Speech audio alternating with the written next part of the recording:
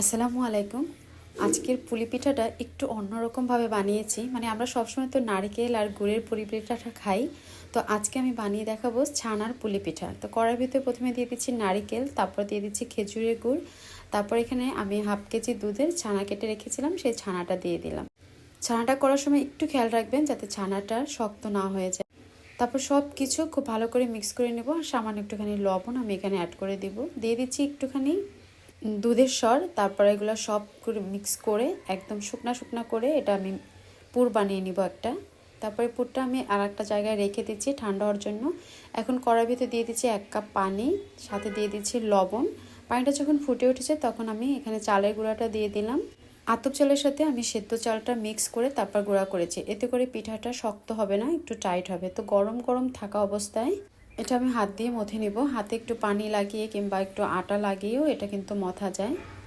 তো খুব ভালো করে মথে একটা ডো তৈরি করে নিব। আর এখান থেকে আমি এখন ছোট ছোট করে লেচি কেটে নিব। আজকের এই পিঠাতে আমার মানে 3 রকমের পিঠার ডিজাইন থাকবে। এগুলো সবাই আসলে আমরা পারি, তারপর একটি অন্যরকমভাবে একটু শেয়ার করলাম। এটা গোল শেপে করে কেটে নিয়েছি যাতে করে পুলিগুলো সব দেখতে একই সমান হয়। তারপর একটা বেনির মতো করে সাইড দিয়ে ডিজাইনটা করে নিয়েছি। আর এটা হয়তো আপনারা দেখে ভালো করে বুঝতে পেরেছেন। এটা সবাই আসলে আমরা পারি, তাই বলার মতো আর কিছুই নেই। আর ভিতরে কিন্তু আমি ছানার পুরটাই ব্যবহার করেছি। এটা খেতে ভীষণ মজা হয়। তো এরকম একটা ডিজাইন আমি করেছি, আর একটা করেছি একটু লম্বাটে টাইপের। আর এখন আমি এটা দিয়ে একটা গোলাপ আপনাদের সাথে শেয়ার করব।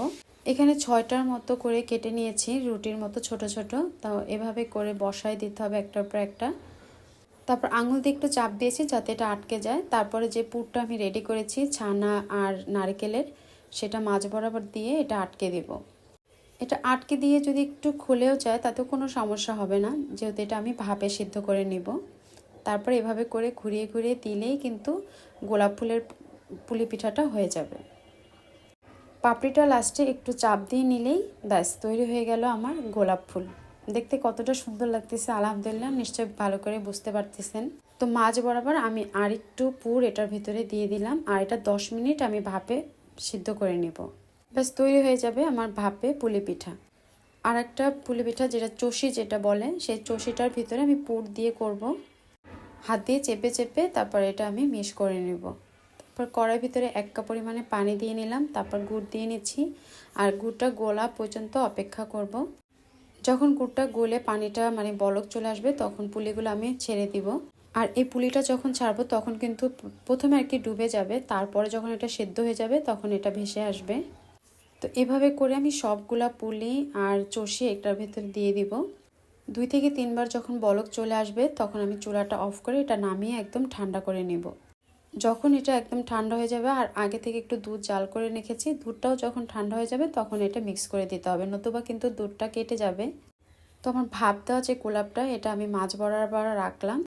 তারপরে আমার যে কুলিগুলা আর চষিগুলা ছিল সেটাও আমি এটার সাথে দিয়ে তারপরে এখানে রসটাও দিয়ে দিলাম। রেসিপি ভালো লাগলে রিকোয়েস্ট থাকলো আমার চ্যানেলটি সাবস্ক্রাইব করা। তা আজ এ পর্যন্তই। আল্লাহ হাফেজ।